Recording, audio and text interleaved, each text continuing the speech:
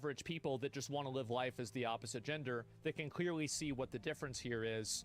And unfortunately, they're being caricatured and put in a group with these radicals that are oftentimes not even trans. They're not even trans. These are just virtue signalers on social media, and it's radicalizing everybody against trans people. We do not care. I think that you should. I think that you should care, because these are people that want to live their life in a different way. They're not hurting anybody. I think they should be able to do that. And if you can't live your life in the way that you want to live your life, welcome back. Why do you exist? Why are you alive? And so do that away from them. And I can see there's a lot of examples where it would make sense. This, in my opinion, isn't one of them. So yeah. That's the way I see it. And also, by the way, I think the amount of pushback that I'm getting in chat, correct me if I'm wrong, but I think that proves my point, doesn't it? That proves my point. That's the issue. And I think this is just a terrible situation. Internet virtue signaling, likes, and everything like this. It's really sad. They've proven her point better than any business plan ever could. Yeah, exactly. And I really feel bad for these people. It really sucks. And that argument, the trans woman wants to go to that woman only gem. I'm sure that there are some trans women that do.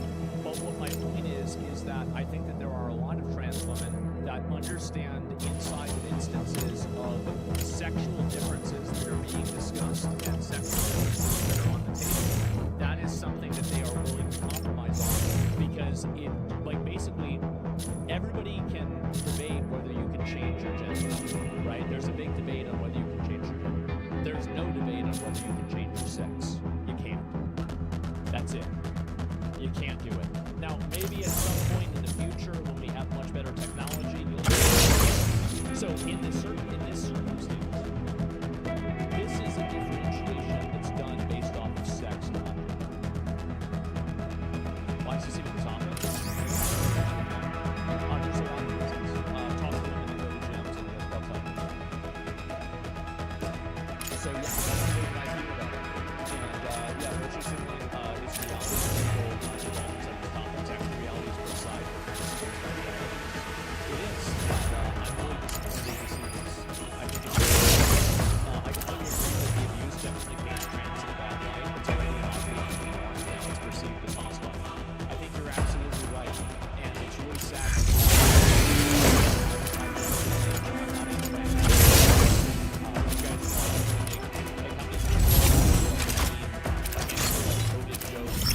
About trans people, like basically never, right? Go back 10 years ago, I've never made a joke like that. I don't think like that. It's just not the way that I feel. And so, like, not enough? Yeah, sorry about that, man. Maybe one day it'll change. But, yeah, I just don't think so. And, yeah, it's more just who gives a shit. Yeah, exactly.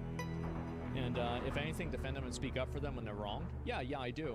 And trans people deserve respect like any other group. Simple? Yeah, I think so. But I think that making it exclusive to biological is not disrespecting trans. And I think that the people that are doing this are, in a lot of cases, the problem is that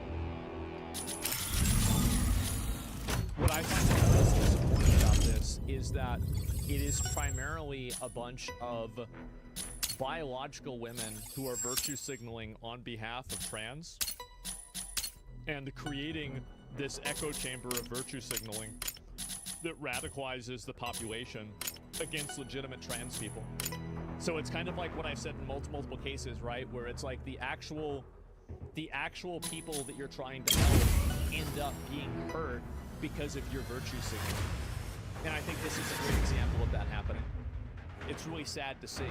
Why do you think trans men isn't as big of an issue as trans women? I think this is because usually in this gem dynamic, the men are the aggressor and the women are the victim. Where it's like the man is aggressing and encroaching on a woman's personal space, whereas the woman is the one who's being encroached on. And so, like, and I know that, like, obviously we want to pretend like everything's equal. It's not. It's just simply not. And that's the difference. Simple as. Yeah, exactly, right? So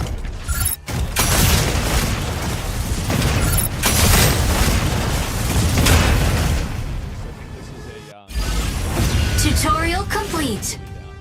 yeah. And I think that again, it's not for anybody's benefit whatsoever. And they're proving her point. They are. And I don't think terminally online people have time to go to a gym anyway. Yeah, that's a good point. Yeah, half these people aren't even going to the gym. Yeah, what is this here? All the hormone treatments, physical mutilation, taking a toll. Well, I don't know about that. I mean, that's not even what's happening. Most of the people that are in these comments are saying they're not even trans. This is their only gym. And trans people are destroying it for themselves by pushing themselves on other people. So I'm gonna pull your comment up just so we can talk about this for a minute.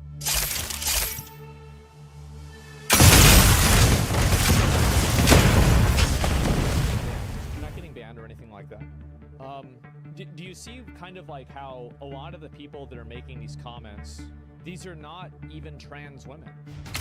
Some of them are. It seems like this person is. Maybe they have a trans flag.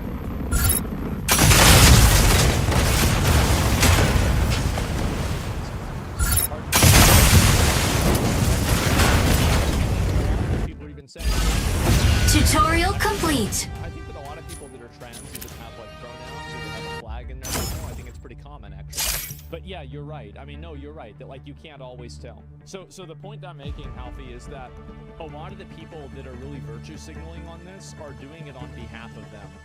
And that was the point that I was making, right? And so and I feel like this line of reasoning is that, yes, obviously there are some trans people that are insane, activists, crazy, obnoxious, annoying, stupid, and they're wrong. Absolutely. But really, if you think about it, it's like 1% of the population. It's like almost none of them. So there's hardly any of these people. So logically, when you have a people like this that are talking about it, it's based off of statistics. The majority of these people are not going to be.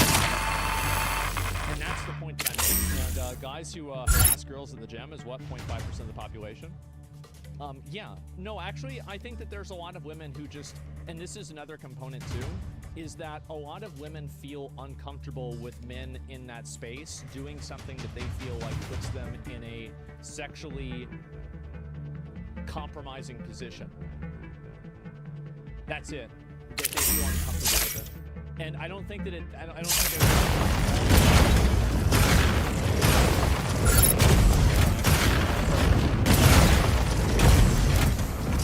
I see what the point is that these things attract a lot of these people. So but also, I think this is not true. And I think you can go again.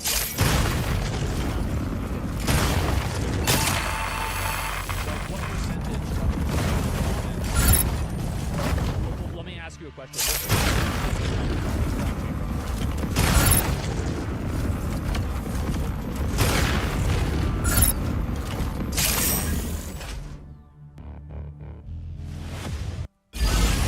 Tutorial complete. Average, but to say this is what's happening. Yeah. So why is it such a big deal with male-only gyms besides the double standards? I think that male-only gyms are fun. And if people were being criticized for making a male-only gym, I would say the same thing. I don't see the problem. Is it bad to glance at a woman, or is it bad to stare? I think glancing at somebody is fine. I think staring at them is bad. It's very simple. And I feel like this is basic social etiquette that it's the same as, and like, you look at, like, you know, women, right? And so it's like, okay, is it bad to stare at a woman on, you know, the leg press machine or something like that? Yeah, that's bad. But it's also bad to stare at, like, I'd say a fat person just trying to walk the treadmill at, you know, the 1 out of 10 speed. Like, I would say that's also equally or similarly disrespectful and breaching social etiquette. Am I crazy? Yeah. That's how I say. I think this is just being a good, normal, like regular, you know, normal person. Bro, that's so obvious. It is. It's so obvious. It is. It's so fucking obvious. I don't know why I have to say it. Oh, you're right. Exactly. Just be fucking normal. What's the problem here? And so what do you people? Which normal dude would not get mad when they stared at him in the gym? I think that it's like some guys want other guys to stare at them in the gym, or they want girls to stare at them in the gym. And there are also guys that it's definitely that it's a degree of exhibitionism for sure. Or showing off, like, oh, I hope nobody watches me when I bench, you know, 49, right? Or something like that. 100% that happens. But I don't think that's the norm. And that shouldn't be the default. And I think the people that are doing that, it's pretty obvious that they're doing that, right? It's like I thought I would go to the gym with Jeff, and they would take their shirt off and play fitness. It says don't do that. It says don't take your shirt off, and you can take your fucking shirt off. Why are you doing this? You're doing this to show off. Everybody knows you're doing it to show off. Yes. Yeah, Planet Fitness. Well, and the worst part about it is it's like smurfing. Like, these are guys, I mean, they can, like, at Planet Fitness, I think the biggest dumbbells they have are 75. These guys can curl 100s, right? They can curl probably 125s, at least probably at some point you're into. And so, like, you're going in here, you're smurfing at Planet Fitness, you're buying a Bronze League account, and you're going in here just to show off. Yeah, for sure. I mean, no, they work all out. And so, like, yeah, of course. And that's perfect IRL. So I think it's the same thing. It's so obvious that somebody's doing it for a specific reason, right? Yeah, there it is.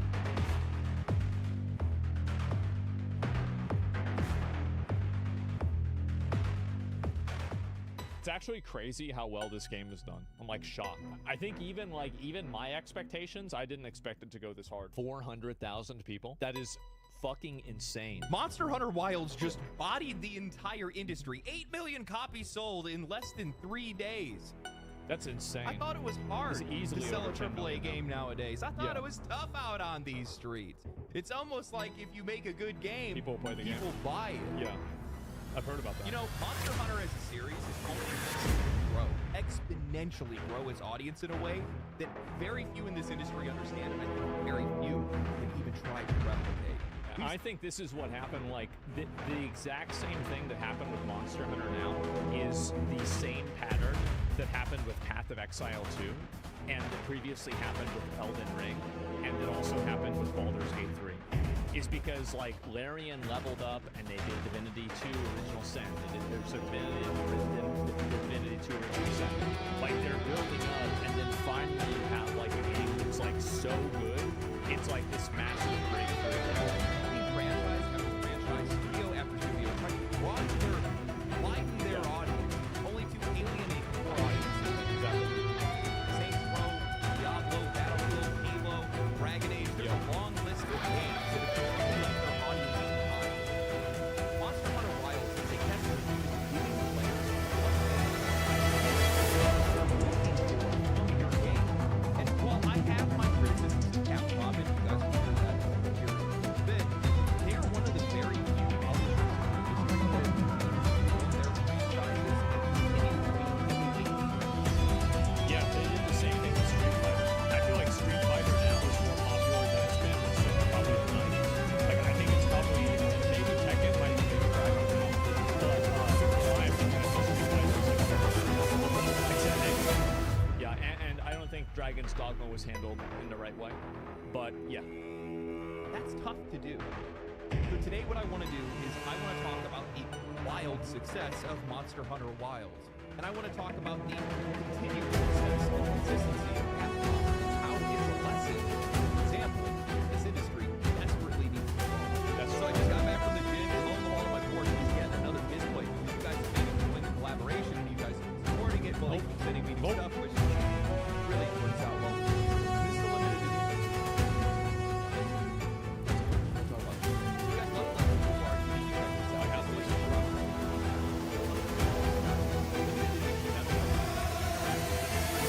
It's based on the traditional Daruma doll, which is all about good luck in achieving your goals.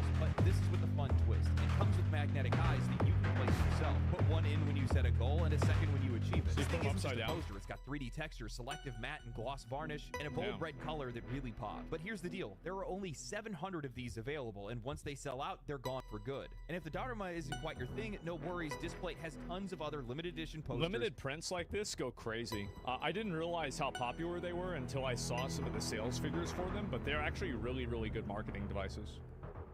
They're really each with good. their own unique designs and premium finishes. These Lots things of sell people out buy fast, this shit so up like see one crazy. you like, don't sleep on it. And of course, The if you just FOMO, want to yeah. browse, Display has a million designs from textures, 3D textured posters, their standard displays featuring your favorite games, movie, anime, and art. There's likely something for everyone. Don't wait, the Lucky Paws Daruma is available now. More than 700 copies exist. Click the link in the description below or go to display.com and use my code LEGENDARY at checkout to get the best deal. Make sure you grab one of these before they're gone. Thank you to Display for sponsoring this video. Monster Hunter Wilds didn't just drop, it stomped the industry into the ground. Less than 9 hours after it launched, it had already reached over 1 million concurrent players on Steam, making it 1.3 concurrent players the very next day. All the while, helping Steam to break over 1 million concurrent players.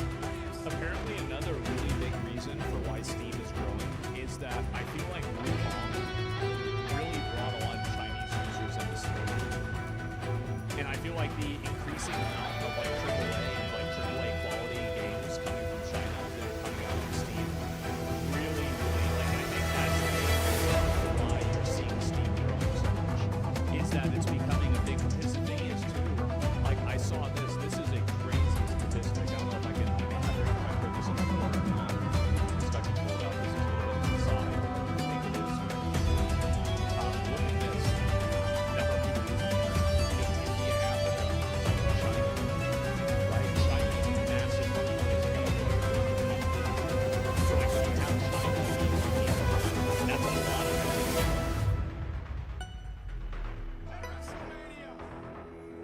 Avowed. Yeah. Oh! 2 days later, Capcom hit us with the numbers. 8 million copies sold in less than 3 days, becoming Capcom's most successful title today. Call that a success would be underselling it. The game is a juggernaut. Heck, it's got game journalists out here writing guides instead of out-of-pocket criticism. So give it time. I'm sure we'll see some of that nonsense. Yeah. Coming off of a crazy 2024, where both Outworld and Wukong smashed 2 million concurrent players on Steam, a lot of people thought those numbers were anomalies. Breakout successes knocking out around 500,000 concurrent players on Steam, but this is a pattern now. Shit. Certain titles delivering very specific experiences are showing just how wide of a reach games can have and what AAA games can truly achieve. That said, Monster Hunter Wilds could have gone even harder if Capcom hadn't shot themselves in the foot with the game's optimization. Let's be real. Yeah, the optimization for the game, like, I mean, I have a really, really good computer, so I didn't feel this at all. But how many of you guys tried to play this game and you had computer issues with it? Because I think there were a lot of people that had this problem. You see how Capcom uses the word sold, unlike Western studios that use something else? Yeah, it's like instead of a game being sold in America, it has that many users. Because they have like all these subscription service programs that they try to say, oh yeah, we have 1.5 million users. Oh yeah, you had this user. You mean that they logged into the game, they played it for 5 minutes, and they stopped playing the game because it wasn't fun? Right, okay, yeah, let's put them on the list. Yeah, 5 million interactions. Yeah, exactly. 5 million people opened the store page for the game. If this game wasn't struggling on mid-range hardware, it'd probably be sitting well over 2 million concurrent players right now. Honestly, the Steam reviews that are dragging the game for performance are justified. There is no excuse for a flagship Capcom title to launch like this. Not when it's one of the biggest IPs in gaming, not when it's one of the games that's supposed to be a milestone moment for this company. If you're charging full price, this game needs to run properly at launch. If you charge full price, people expect full service. It's that simple. Being non-optimized and badly optimized is an issue that Dragon's Dogma 2 also had. And, you know, it's again, like I remember when Monster Hunter World came out, people said the game was like majorly graphic intensive as well. I feel like comparatively, this game isn't that much better than Monster Hunter World. Like maybe this is like a hot take. I don't think that graphically this game is like really like, oh my god, it's so much better, right? But like it's good, right? It's good and it's pretty much the same thing. And I would have expected Unavailable now.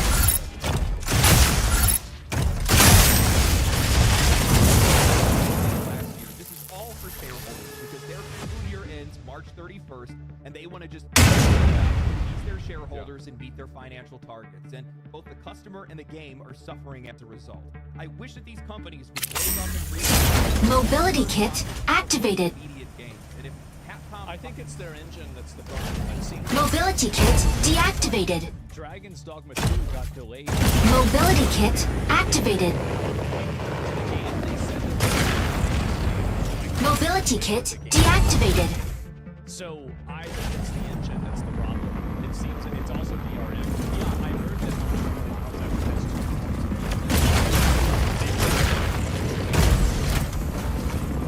They really don't want. You know what? You gotta do those hunts, man. optimize this game. I've had zero issues with the game personally, but I'm playing on 4090, so my experience Mobility kit activated. there are a lot of people that are out there that aren't even going to get the chance to experience how insanely good this game is. Because, man, is this game good? I don't know what it is about Monster Hunter, but it taps into something primal, like instinctive. It's like Capcom boiled down the essence of what makes video games fun, delivered it straight into your bloodstream.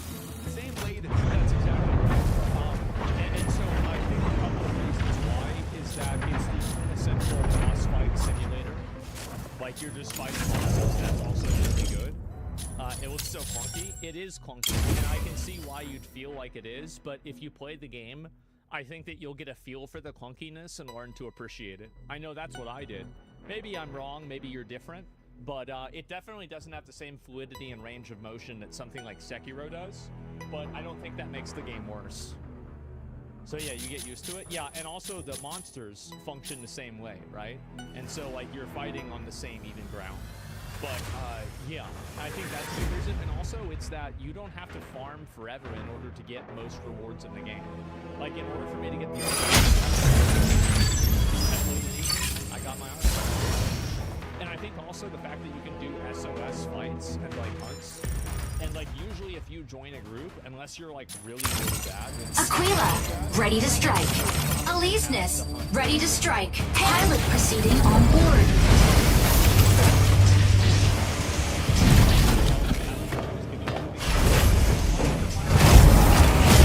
It's crazy.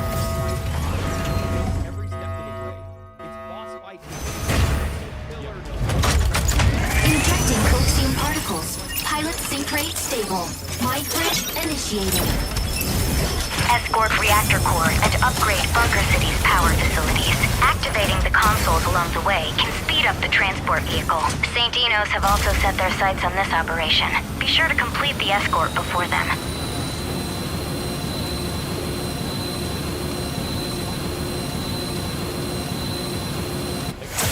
Aquila! Let's do this! Clunky, like on the clunky scale, I'd say world is like a, I don't know, 6.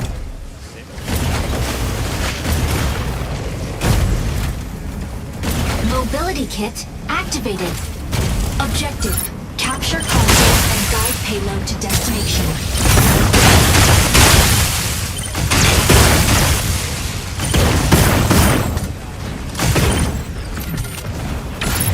Unavailable now.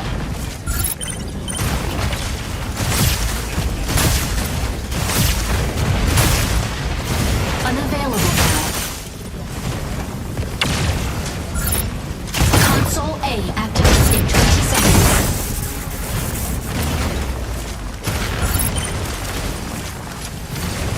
Unavailable now.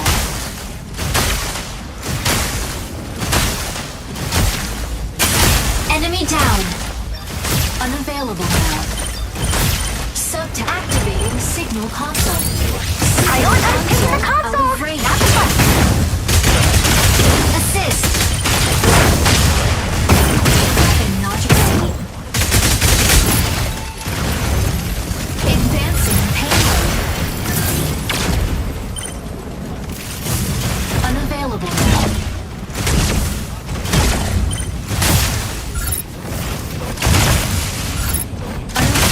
Assist.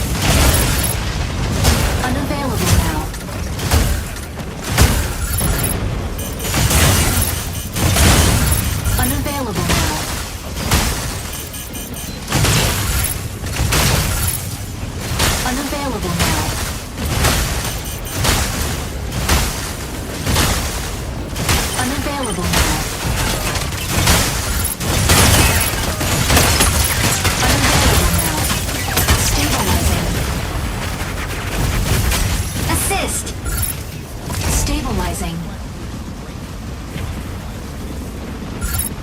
Unavailable now. Unavailable now. Enemy down. Mobility kit activated.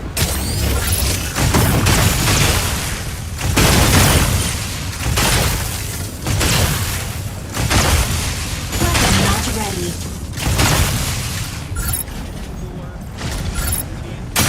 Double kill. Weapon not ready.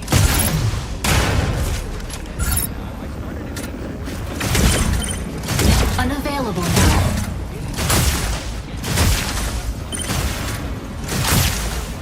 Unavailable now.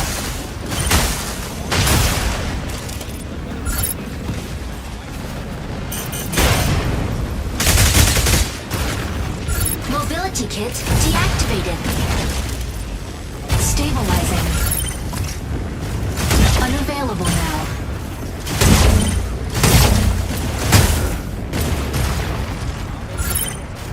Unavailable now.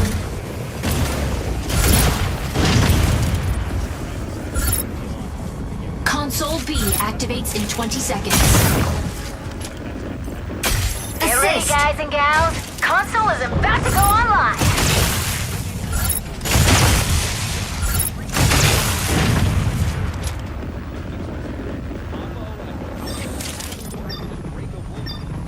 Subtask.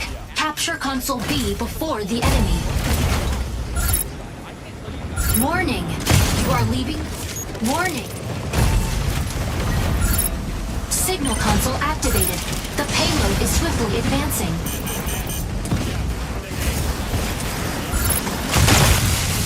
Unavailable now.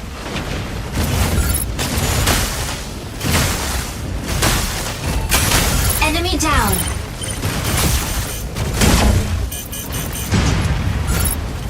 Unavailable now. Stabilizing.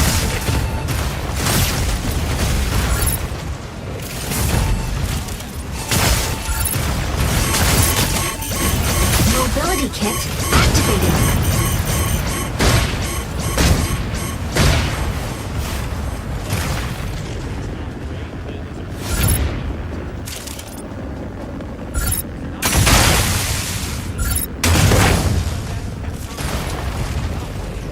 Mobility kit deactivated. Unavailable Assist. now. Unavailable now.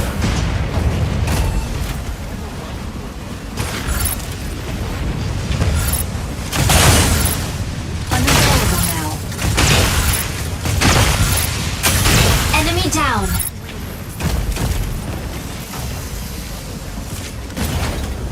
Mobility kit activated. Unavailable now.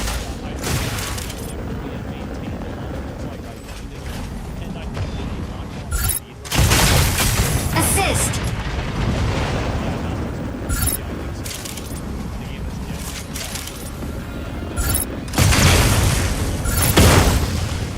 Unavailable now. Console C activates in 20 seconds. Unavailable Get ready, now. guys and gals. Console is about to go online.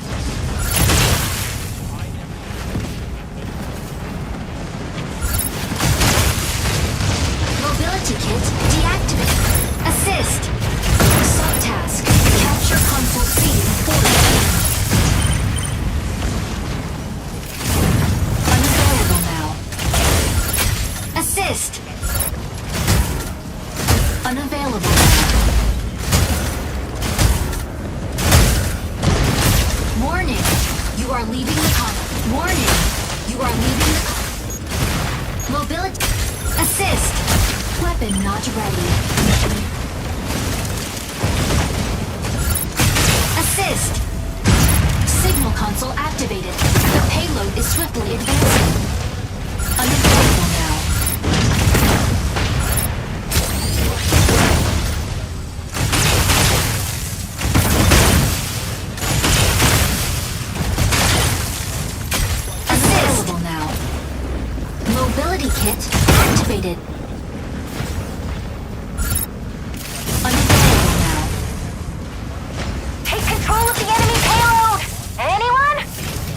not ready.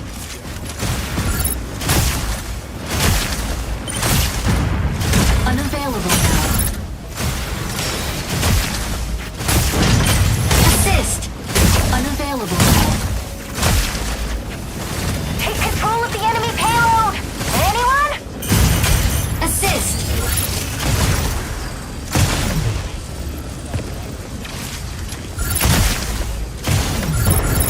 Unavailable now.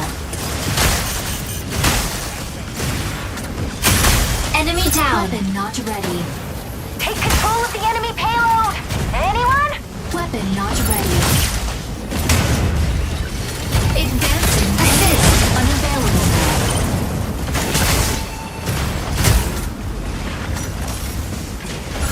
Take control of the enemy payload! Anyone? Weapon not ready. Unavailable now. Battle ends in 180 seconds. Take control of the enemy Unavailable. payload! Anyone?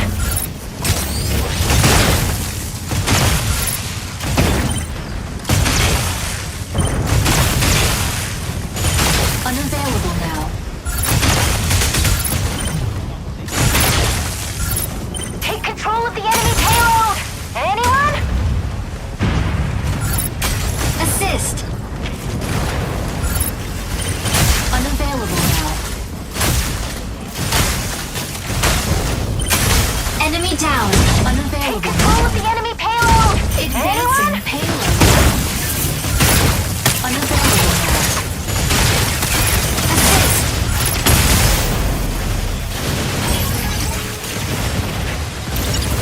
Initiating ejection Enemy sequence. advancing! Stop them now!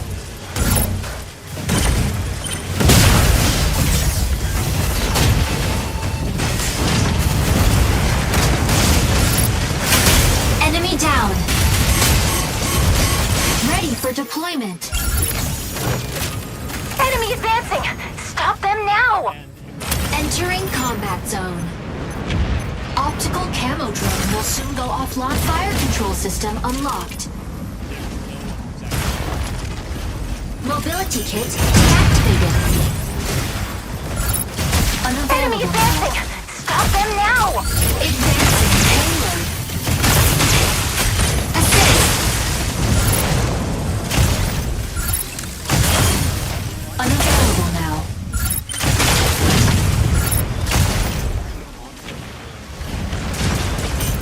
Enemy advancing! Stop them now! Unavailable. Unavailable. Battle ends in 60 seconds. Unavailable now. Enemy advancing! Stop them now! Unavailable now. Advancing payload. Unavailable now. Advancing payload. Enemy advancing! Stop them now! Battle ends in 30 seconds. Unavailable now. Retaining the core of what made Monster Defeat. Monster Hunter. If you look at most modern versions of legacy franchises today, the vast majority of them barely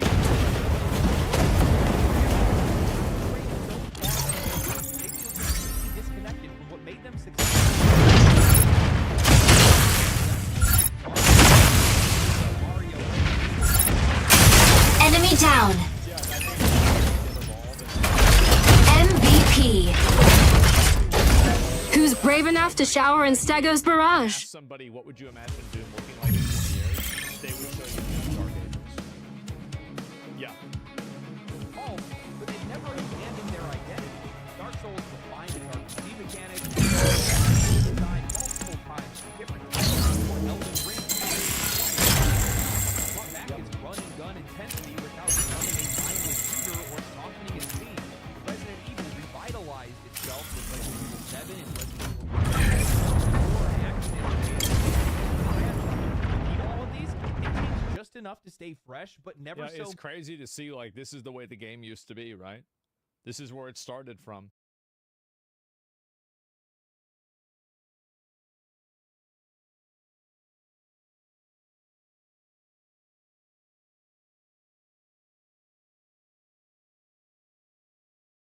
We have a new balance update that came out of nowhere that only affected a few heroes but could have huge implications for the meta. That's why we're going to break down all the changes and talk about the devs' new vision for what these heroes are going to do and give our thoughts along the way. Now, my question of the day is, what heroes do you want to see buffed and nerfed in Marvel Rivals? Let me know in the comments down below and smash that subscribe, and let's jump into it. Now, the Rivals devs first addressed us and said this. Quote, following the balance adjustments in Season 1.5 and the addition of Human Torch and The Thing, we noticed a surge in popularity of various heroes, leading to exciting new strategies and matches. Whether it's a rush comp centered around mobile vanguards and duelists, a double flyer setup, Storm and Torch, or the classic 3-1-2 lineup with 3 vanguards, or even the previous popular 2-2-2, or a single vanguard composition, each has showcased their unique flair in the current competitive environment. So in this mid-season balance update for Season 1.5, we'll be optimizing the experience for just a handful of heroes to maintain this rich diversity. As we gear up from Season 2, expect new heroes and fresh team-up abilities to bring. Quote, this fire hero is getting a boost to his primary attack damage output and ultimate ability, enhancing his solo takedown potential. So they're increasing his fire cluster projectile speed from 120 meters per second to 150 meters per second, and the count from 12 to 14. Specifically, the projectile.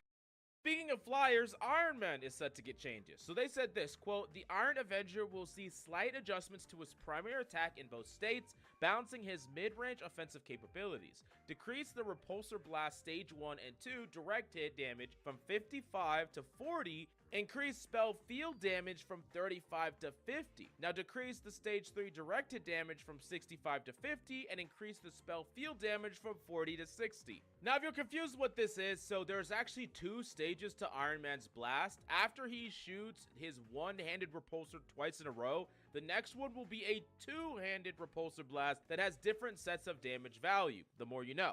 Now for that first stage blaster, it's a 15 damage decrease with direct hits, but a 15 damage increase from spell field damage. Now spell field damage does have fall off on Iron Man specifically, but it's the explosive damage that is going to deal damage even if you're not directly hitting a target, which to be honest, for most things you're shooting at is gonna be what you hit people with on Iron Man. Like, if you're hitting a tank, sure, but hitting squishies, you're not hitting them directly when you're spamming them from afar. You're hitting close to them, and you're getting a lot of spell field damage onto them. So this is just gonna feel like a buff to Iron Man in a lot of cases, especially when you're spamming from distance. And then on the third shot, when you're firing with 2 shots, it's actually going to be a 15 damage decrease, but a 20 damage spell field increase. So what does this actually mean? If you're hitting directs with the first and second shot in a row, you're going to be doing the same damage with a direct. But for every other situation, you're going to be doing more spell field damage, which is going to feel like a buff the vast majority of the time. It's actually going to be a rather massive buff to Iron Man. And then on that third shot in a row, when you fire with both your hands, you are actually just going to be doing more spell damage than you were doing before by 5. So it's going to be better whether you hit direct or not, but it's going to feel a lot better even if you're, like, not hitting them direct. So Iron Man is going to be way better at just poking from distance at squishies and capable of killing squishies a lot easier. Now that being said, they're also going to decrease his Repulsor Blast Armor Overdrive direct damage, and Armor Overdrive is his E ability, not the Gamma one, so not the one with Hulk. It's going to be a direct hit damage decreased from 55 to 50, and increased spell field damage from 55 to 65. Once again, this is going to be a buff because you're losing 5 damage with direct hit damage, but you're getting 10 damage with that spell field damage, which means not direct, it's going to just do flat out more, and if it is a direct, it's actually going to do 115 per shot. Now really, this is going to make Iron Man so much more powerful in the neutral. Like, for a while, Iron Man has just been a character that has been very beam dependent, where your primary spam was just mostly ignored, but this is not how it was in the beta. It actually wasn't like this at all. Iron Man was a character that could constantly apply pressure and constantly overload enemy support resources to the point where if he was uncontested, he would either whittle them down or he would get an ultimate and then just get a really fast mid-fight ultimate and win the fight that way. Iron Man hasn't really been like that in quite some time, and this puts him back in that direction quite a bit. I really do think that this makes Iron Man way, way, way better. All right, I got the comp. Triple flyer with Human Torch, Storm, and Iron Man, and like a single cap with 2 supports. What do y'all think? No? Yeah? I know it's gonna be a nightmare to play against. I know that. Now, the last character that got changes was actually a strategist, Cloak and Dagger. So they said this duality duo will see improvements to their healing capabilities, making them more versatile for various team compositions. And they increase the healing effect from Light Force Dagger on hit allies from 10 to 16, and reduce the spell field healing amount generated by the hit from 18 to 16. Now, flat out on single target healing, this is just going to be more healing overall because you're losing 2 spell field healing amount, but you're gaining 6 individual healing amount, which means that if you're healing just one person, it's going to be a lot more freaking healing. But what this does do is make it so that the overall radius healing that you're giving to allies is not quite as much. Remember, Light Force Dagger's primary creates a spell field upon impact that is actually 8 meters in a spherical radius that it's constantly healing people every time you hit. Even if you're not directly hitting them, they're still getting healing. Now, I tend to think that the thing that you're specifically targeting is in more need of heals than the other things around it. Like, that's a lot of bonus healing, but it's actually more important to have more burst healing for the target that you're actually targeting specifically, which definitely makes this a buff, except in situations where there is like 4 people on your team all grouped together and you want to heal them all at the same time. In that case, it is going to feel a little bit like a nerf, but I think that those scenarios don't happen nearly as much as your tank is too low and you're like, I need to heal this tank up to max, or my DPS is under attack and I want to burst them more. This is going to be a buff to that, and it's not really going to be a massive hit to the other aspect, only from 18 to 16. So overall, I really do think that this is just going to be a buff to Cloak and Dagger. Now, some of you might think this is too early because we just moved away from a Cloak and Dagger meta, and Cloak and Dagger is fine as they are right now, but really, if we look at the really powerful supports right now, I think Cloak and Dagger falls quite a bit behind them and has been ever since that mid-season patch. So I don't actually mind this change, but yeah, keep in mind that Cloak and Dagger does get a fair bit better at enabling flyers now, right? Individual targets that are in the air. So yeah, the flying meta is here. I'm gonna clickbait the title like that, but it's kind of true. So yeah. Anyways, these are some rather interesting changes to sprinkle in the middle of a mid-season. What do you think about all the buffs to flyers? Are you excited, fearful? Let me know in the comments down below. And if there's any guides you want to see, definitely let me know down below. Smash the like and subscribe if you enjoy the content. Thank you so much for coming by, and I'll see you next time.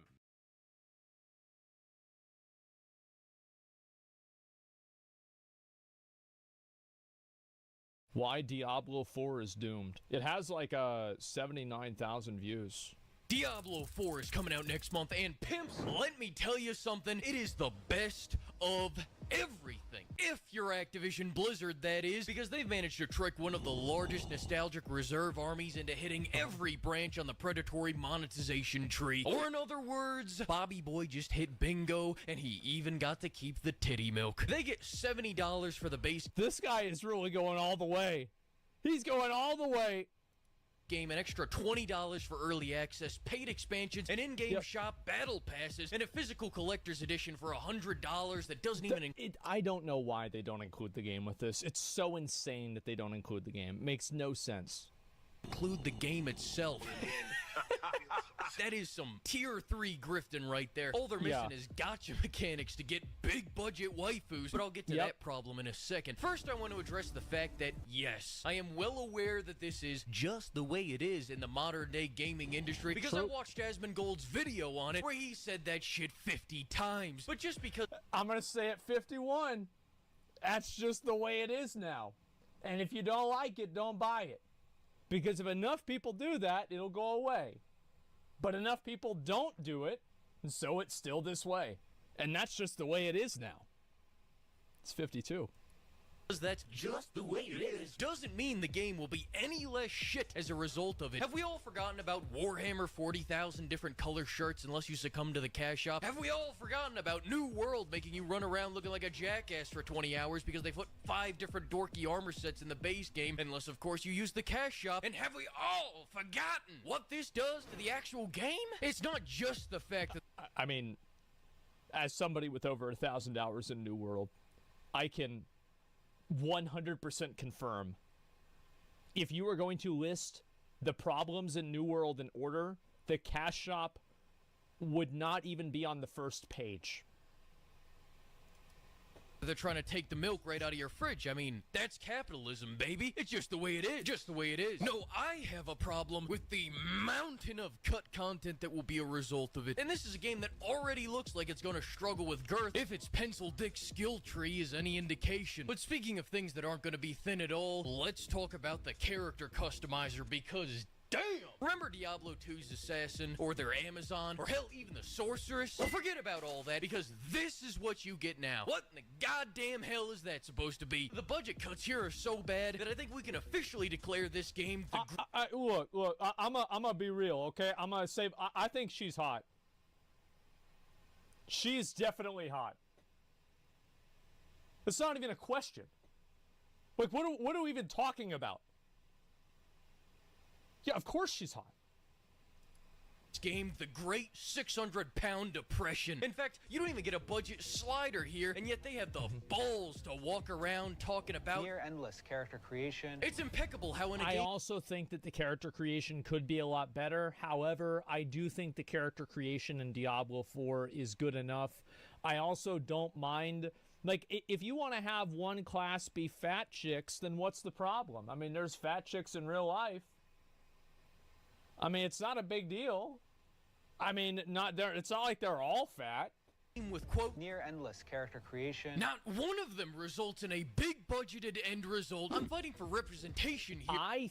No, dude. I think that the Berserker females are super fucking hot. I think the rogue females are really fucking hot in a different way. I think the necromancer ones are like, you know, it's like maybe there's like a couple of combos that it works out with, and the sorcerer ones too. Like, yeah, like what the fuck? What do you mean? Yeah, like goth chicks or something. Yeah, I would say so.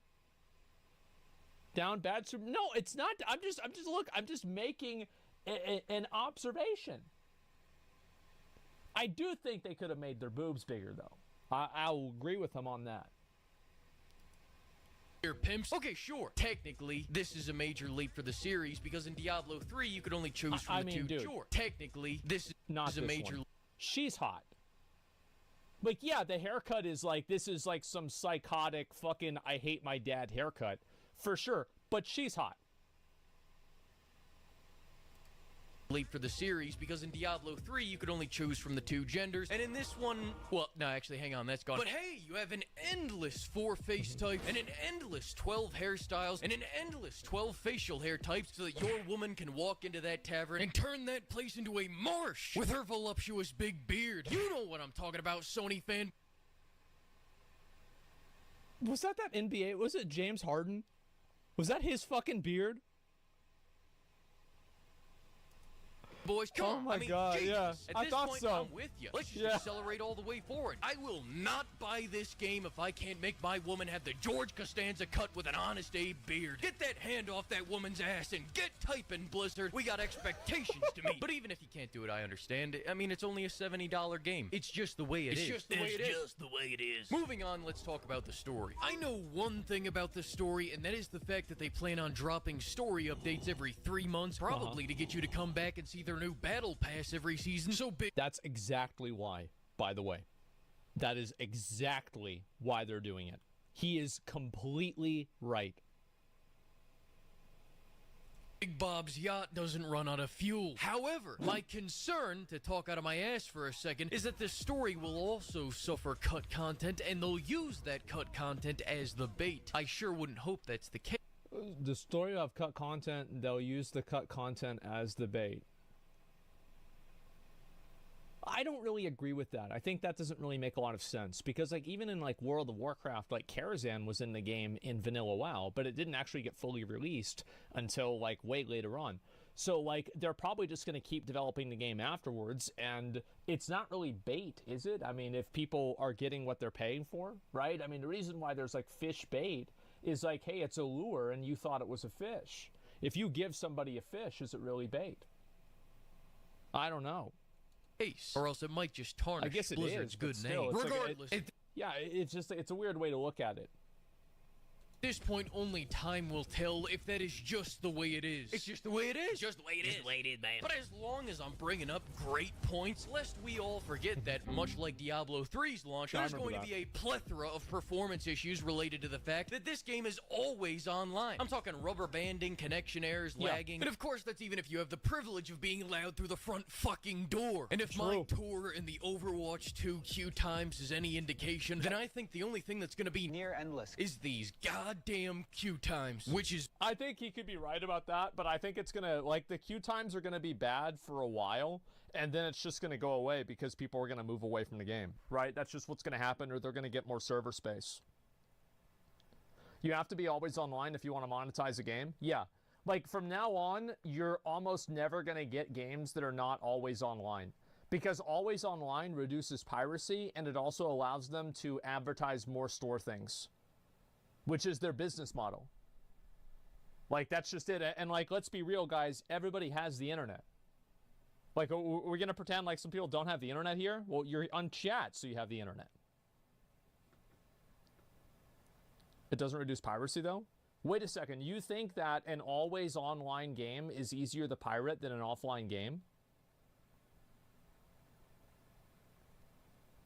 Why we have the $20 upgrade for early access. Buy it now, queue on Friday, crash on Saturday, and get back in by Sunday. Your move, lawman. Listen, don't come crying to me that it's unfair, because then it would sound like it's just the way it is. It's just the way it is. It's just the way it is. Just the way it is. Just the way it is, fool. Speaking of which, then we have the gameplay. And listen, I know this is going to be a bit controversial, but as someone that beat Diablo 3 about 10 years ago on a laptop that sounded like it was going to explode the whole time, I don't even think this looks that good. Barbarian looks like ass. Druid doesn't do damage. Sorcerer looks like a sorcerer, and then essentially leave. Yeah, Sorcerer looks really good. I like the way Sorcerer plays, so I think it's the best playing class. You with just the Necromancer. But you know what game has a Necromancer and heavy flamers and heavy bolters and chainswords and space marines? That's right, fuck Diablo 4. But now, as for Diablo 4, let's do what we always do with the previews. It's time to place your bets. All right, now listen here. I think this is what we can expect out there come game day, Jim. I think there's one guy that only ever played Diablo 3 that one time on PS4 on accident for a couple minutes, and he's gonna say, Diablo has never been better. Another man who's been playing Diablo since he was in utero will say, it's not quite meth, but I suppose crack. It's just the way it is. Florida man who dropped gender reveal. What? Will do. And finally, some jackass that works for Kotaku will probably say as they cup the balls, finally, I can see myself in Diablo thanks to this amazing character creator. As for scores, I'm guessing 6s across the board. Now for my score, it's a firm. It is the way it is, brother. It's just the way it is. Just the way it is, folks. Just the way it is. Just the way it is. Just the way it is. All right, it's about to get loud, pimp. All right, ladies and pimps. This is just this song's for those times when it's just the way it is. It's just the way it is. It's just the way it is. It's just the way it is. It's just the way it is. Is just the way it is. It's just the way it is. It's just the way it is. God. It's just the way it is. True. That's the thing. Let me go back. I'll look at this. So yeah, I kind of agree. I mean, with some of this stuff, right? I mean, sure, but I mean, I think he's. There's always room to rage against the machine, but the machine keeps turning anyway, and it's unfortunate that he's. It's unfortunate that I'm right. It's a Super Doomer video. Yeah, it definitely is a Super Doomer video. Let's be honest, no game included. Dude's cooked. Well, he's just super negative about the game, right? That's about all there is. So it says a lot about Blizzard's player base. The people at the company responsible for actual death were employees due to negligence. People still buy their crappy games. I don't understand why people have comments like this whenever, like, people have no problem buying Apple products. They have no problem buying, like, Nike products. They have no problem buying, like, Riot products. I mean, Riot had issues like Blizzard before, too. So did Ubisoft. So, like that's just... It's really not that special with Blizzard. It's unfortunate, but that's true. It's actually not that special. Let's see. And honestly, surprised character creators so limited. Yeah, I wish that was more. how this is in fact the way it is. It is in fact, listen, guys, it is the way it is. Asthma responding to criticism instead of immediately blocking or banning. That would be time for, that would be something to sing. Well, the reason why is because, still buy the game regardless since it's still a Blizzard fan. Well, no, it's because it's going to be I think it's going to be a good game. I played the beta, a game looks good, so I'll buy the game. It's really not that complicated. Like, there are these, like, terminally online gamers that, like, always get mad with what other people do with their money. And I used to be one of these people. And then I turned 30. And I'm not anymore.